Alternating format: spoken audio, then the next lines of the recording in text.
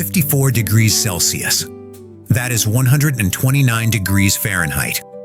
That is the temperature inside the black plastic pot on my balcony at 2 p.m. yesterday. And here is the brutal part. When I saw my tomato plant completely wilted, drooping over the edge, my first instinct was to grab the watering can and drench it. But that instinct? That is exactly what kills 90% of beginner balcony gardens in extreme heat. You are not rescuing your plant. You are boiling its roots alive. Listen, I know that panic. Last June, our team almost wiped out an entire rack of expensive Roma tomatoes because we did the exact same thing. We panic watered them at peak heat. We accidentally suffocated the root systems with hot, oxygen-starved water. And that is when we realized something critical. The problem is not a lack of water. The problem is physics. When your air temperature hits 40 degrees Celsius, 104 Fahrenheit, that concrete balcony floor you are standing on, it reaches 60 degrees Celsius, 140 Fahrenheit. Your black plastic pot becomes a solar oven. And the roots inside? They are cooking. Society tells us we need massive land, expensive greenhouses, and chemical fertilizers to grow food. But biology tells us we just need a better system. So today, I am throwing out the generic advice. I am going to show you 5 incredibly lazy, zero-cost biological hacks to keep your container roots ice cold and fruiting massively, even when your balcony hits 40 degrees Celsius. No expensive shade cloth, no fancy equipment, just thermodynamics, plant biochemistry, and kitchen waste you already have.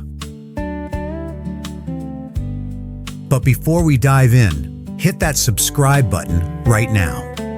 Because in episode 2, we are revealing the top 4 cut-and-come-again crops that actually thrive in this brutal June heat while everyone else's gardens are dying.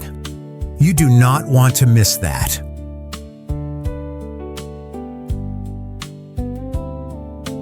All right, let me show you what is really happening on your balcony.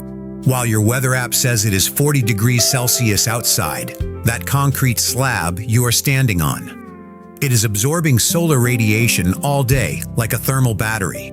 And by 2 p.m., it is hitting 60 degrees Celsius. That is 140 degrees Fahrenheit. That is a 20-degree jump above the air temperature. Now here is the part that destroys beginners. Your black plastic pot is sitting directly on that 60-degree concrete. The heat transfers straight through the bottom via conduction, like putting your pot directly on a stovetop burner that is set to medium-high. And inside that pot, the substrate temperature near the west-facing sidewall, the side getting the brutal late afternoon sun, can easily exceed 54 degrees Celsius. That is 129 degrees Fahrenheit. For 5 to 10 hours straight, your fine, non-woody feeder roots, the microscopic root hairs responsible for 90% of your plant's water and nutrient uptake, are located right there, right at the container wall. And they are the first to die. Because when substrate temperatures cross 45 degrees Celsius, the lipid bilayer of the root cell membrane begins to fail. Think of it like the protective skin of the cell. It is made of fats and proteins that hold a very specific shape. At extreme heat, those fats become hyperfluid. The membrane loses its structure, and the cell literally leaks out its internal contents and collapses. This is not stress. This is cellular lysis, direct thermal injury. And those roots, they do not recover. Now here is the counterintuitive part most videos miss. The sun is not your primary enemy. The floor is. This is not opinion. This is backed by the University of California Agriculture and Natural Resources, UC Davis. They explicitly mandate in their container gardening guidelines that any pot sitting on sunny, heat-retaining surfaces, like a concrete walkways or balconies, must be raised off the ground using pot risers or pot feet. Why? Because you need to break the thermal bridge. Hack 1. The thermal break. So here is your first zero-cost hack. Wooden blocks. Cheap pot feet from the hardware store. Bricks. Old shipping pallets. Literally anything that creates an air gap between your pot and that concrete. You are replacing deadly conductive heat transfer with an insulating layer of air. Air is a terrible conductor of heat. That is exactly what we want. Think of it like this. Your pot was sitting on a frying pan. You just lifted it off the heat and put it on a cooling rack. Same pot, same plant, completely different root zone temperature. This single move drops your root zone temperature by 6 to 10 degrees Celsius. In some cases, that is the difference between root survival and total root death within 48 hours.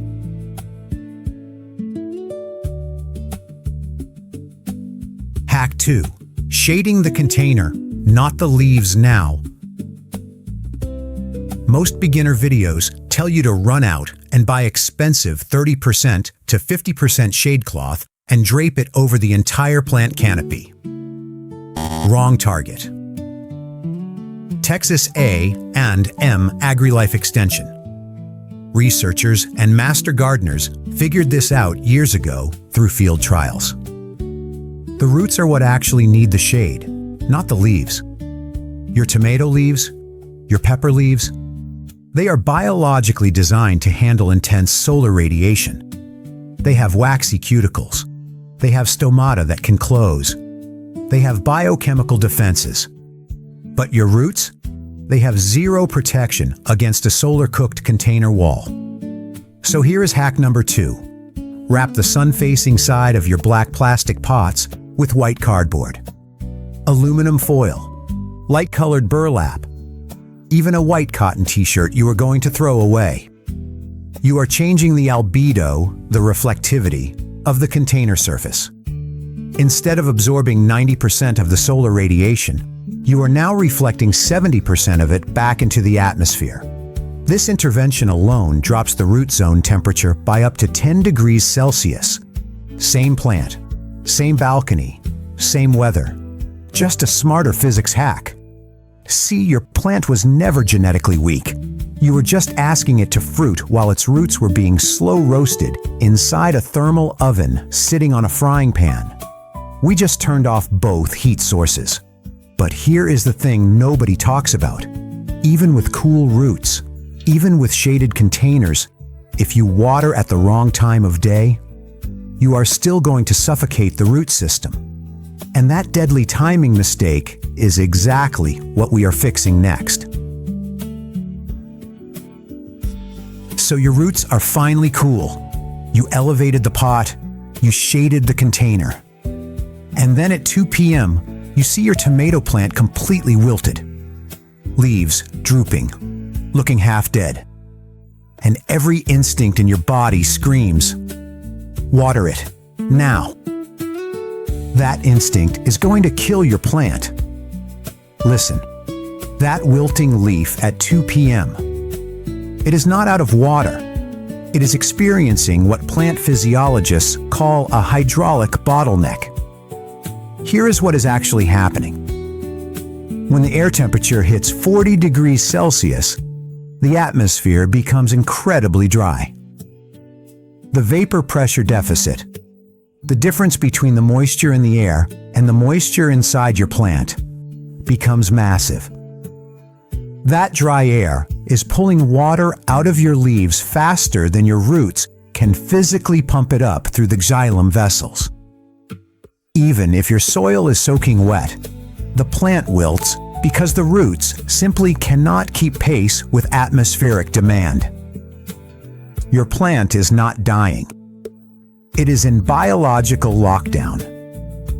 At temperatures above 35 degrees Celsius, a critical enzyme called rubisco activase, the protein that activates the photosynthesis machinery, starts to physically unravel and denature. At the same time, the plant releases a stress hormone called abscisic acid, or ABA, which violently slams the stomata shut to prevent total desiccation.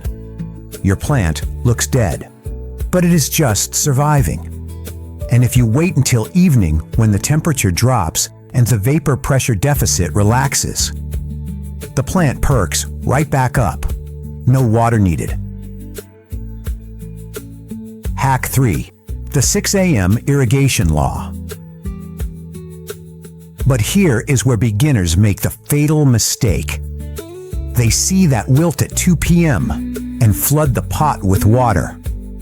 And they trigger what I call micro-root boiling. Let me give you the exact numbers. Cold morning water at 20 degrees Celsius holds about 9.09 milligrams per liter of dissolved oxygen. That oxygen is what your roots need to breathe. Roots are living tissues. They respire. They need oxygen to convert carbohydrates into cellular energy. But when you pour water into a sun-baked pot at midday, when that substrate is sitting at 50 degrees Celsius, the dissolved oxygen in that water crashes to just 6.4 milligrams per liter. You are replacing the air pockets in the soil with hot, hypoxic water. You are forcing the roots into anaerobic shock. Think of it like this. Your roots are already operating at a hypermetabolic rate because of the heat. They are producing heat shock proteins just to survive. They are burning through oxygen. And you just submerged them in hot bath water with barely any oxygen left in it. The roots exhaust whatever trace oxygen remains in minutes. They shift into anaerobic respiration. The cellular machinery starts to break down. The delicate root epidermal layers slough off. And those hot, waterlogged, oxygen-starved conditions, that is the exact breeding ground for Pythium root rot. So here is the rule. Only water at 6 a.m. before the sun hits the balcony. When the soil is still cool and the water you are adding is cold and oxygen-rich. If your plant is wilted at 2 p.m., leave it alone. Wait until evening.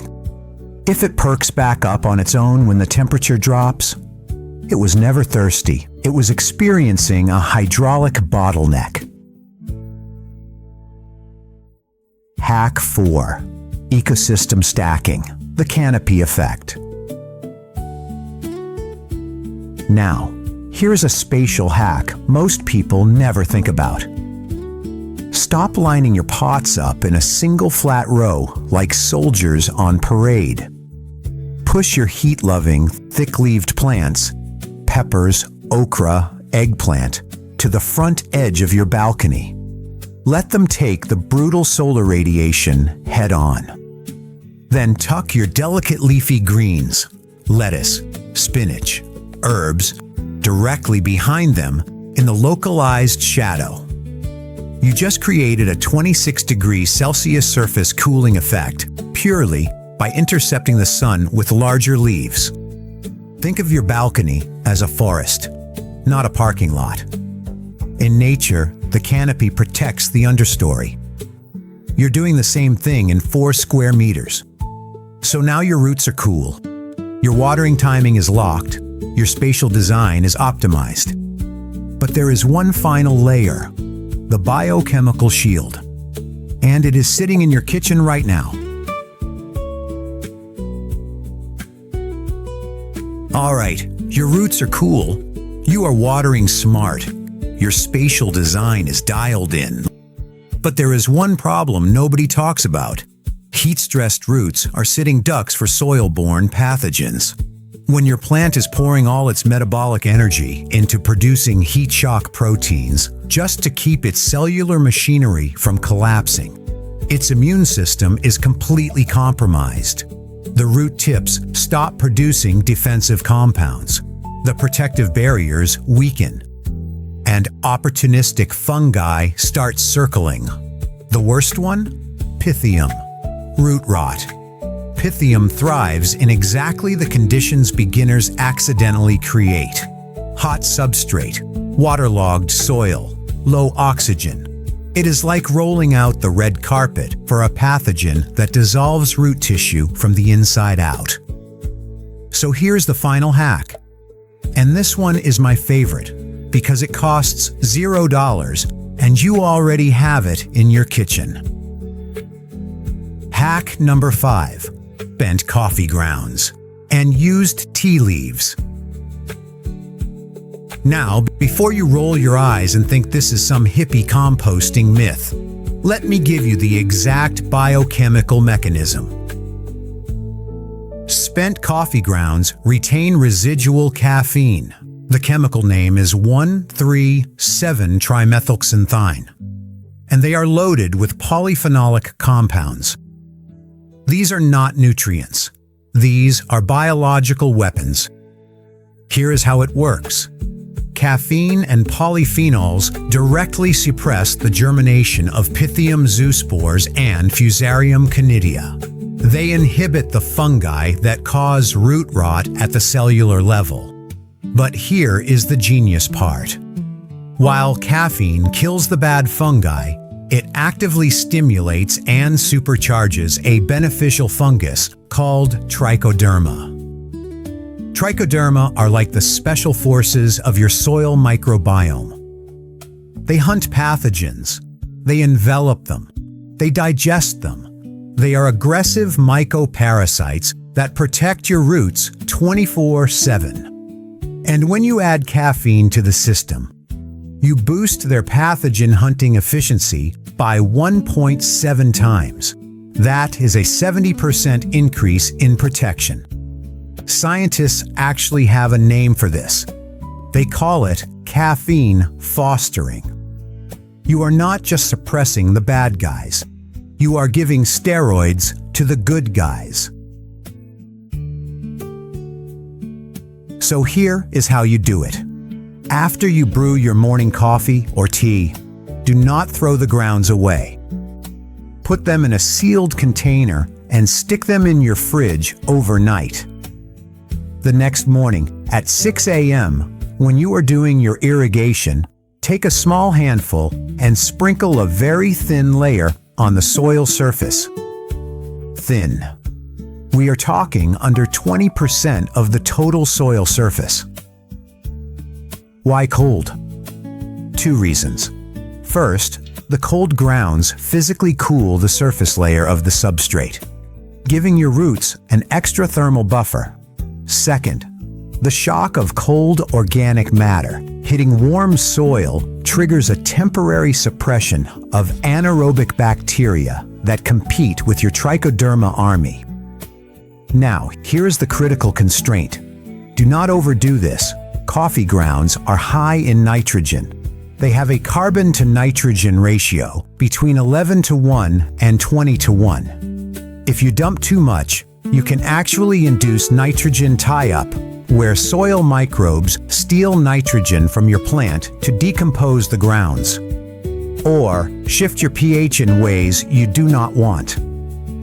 Limit this to 10% to 20% of your total compost mixture if you are mixing it in, or just use it as a thin surface amendment once or twice a week. But when you do it right, you have just armed your roots with a biochemical defense system using literal garbage. You are not gardening anymore. You are engineering a biological fortress. So let me recap what we just built. You elevated your pots to break the thermal bridge. You shaded the containers to block solar radiation. You locked your watering to 6 a.m. when oxygen levels are high. You stacked your canopy to create microclimates. and you weaponized your kitchen waste to suppress pathogens and boost beneficial fungi. That is not luck. That is a system. Look, I know urban gardening feels overwhelming when you are staring at a 4-square-meter balcony that turns into a concrete oven every afternoon. Society tells us we need massive land, expensive greenhouses, and chemical fertilizers to grow real food. But biology tells us we just need a better system. You do not need more space. You do not need more money. You need thermodynamics. You need biochemistry. You need timing. And here is the part I want you to internalize. Your garden should feed your life, not the other way around. If you are stressing over every wilted leaf, if you are watering 3 times a day in a panic, if gardening has become a second job instead of a food engine, you are doing it wrong. These 5 hacks, pot risers, container shading, the 6 a.m. rule, canopy stacking, and cold caffeine fostering, are not about adding more work. They are about removing the physics problems that were sabotaging you from the start. So here's my question for you. Out of these 5 hacks, which one is your balcony missing right now? Drop a comment below so we can troubleshoot it together. Because I read every single one. And if you have not subscribed yet, hit that button right now. Because in episode 2, we are revealing the top 4 cut-and-come-again crops that actually thrive in brutal June heat while everyone else's gardens are dying. These are the crops that let you harvest 2 to 3 salads a week from a 4-square-meter balcony without replanting. You do not need more space. You need a food engine. Take back control. And I will see you in the next build.